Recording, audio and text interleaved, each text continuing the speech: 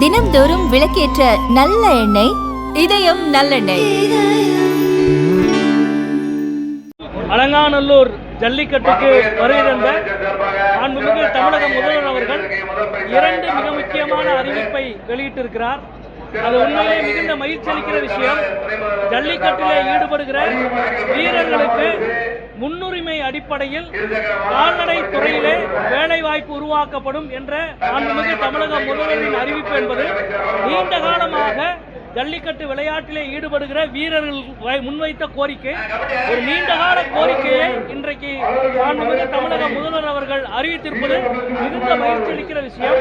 அதே போல இரண்டாவதாக ஜல்லிக்கட்டில் ஈடுபடுகிற காளைகளுக்கு சிகிச்சை மையம், உயர்தர சிகிச்சை மற்றும் பயிற்சி மையம் சுமார் 2 கோடி ரூபாய் செலவில் அலங்காநல்லூரிலே அமைக்கப்படும் என்ற அறிவிப்பையும் மாண்புமிகு முதல்வர் அவர்கள் வெளியிட்டிருக்கிறார். மிகச் சிறப்பான ஒரு அறிவிப்பு. காளை வளர்ப்போருக்கும் இந்த விளையாட்டிலே ஈடுபடுகிற வீரர்களுக்கும் 2 தரப்புக்கும் தொடர்ந்து வைக்கப்பட்டுக் கொண்டிருக்கிற கோரிக்கை இன்றைக்கு அதிகாரப்பூர்வமாக அறிவிக்கப்பட்டிருக்கிறது. மிகுந்த மகிழ்ச்சி அளிக்கிறது.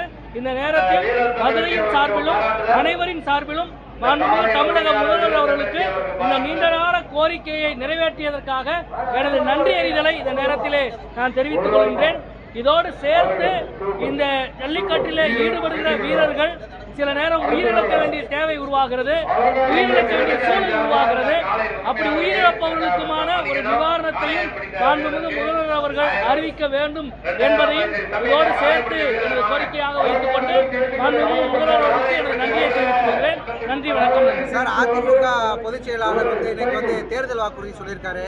குலவிளக்கு திட்டத்தின் கீழ் மகளிருக்கு 2000 ரூபாய், அப்புறம் எல்லா இந்த ஜல்லிக்கட்டு தொடர்புடைய விஷயங்கள் மட்டும் இப்போ வச்சுக்கலாம், மற்ற தேர்தலை தனியாக வச்சு. சார், இந்த ஜல்லிக்கட்டுல அறிக்கை கொடுத்திருக்காரு, தேர்தல் காலத்துல இல்ல, தேர்தல் காலம் இல்லைங்க. இது ஜல்லிக்கட்டு எல்லா காலத்திலும் ஜல்லிக்கட்டில் ஈடுபடுகிற வீரர்களுக்கு அரசு வேலை வாய்ப்பில் ஏதாவது ஒரு முன்னுரிமை வேண்டும் என்பது நாம் எல்லாருடைய கோரிக்கை. அதிமுக காலத்தில் இந்த கோரிக்கை வைத்தோம், திமுக காலத்தில் கோரிக்கை வைத்தோம். எல்லா வீரர்களுக்கான கோரிக்கை. இவ்வளவு நாள் இருந்த கோரிக்கை இப்பொழுது நிறைவேற்றப்பட்டிருப்பது, அது அலங்காநல்லூரிலே அறிவிக்கப்பட்டிருப்பது ரொம்ப மகிழ்ச்சியான விஷயம்.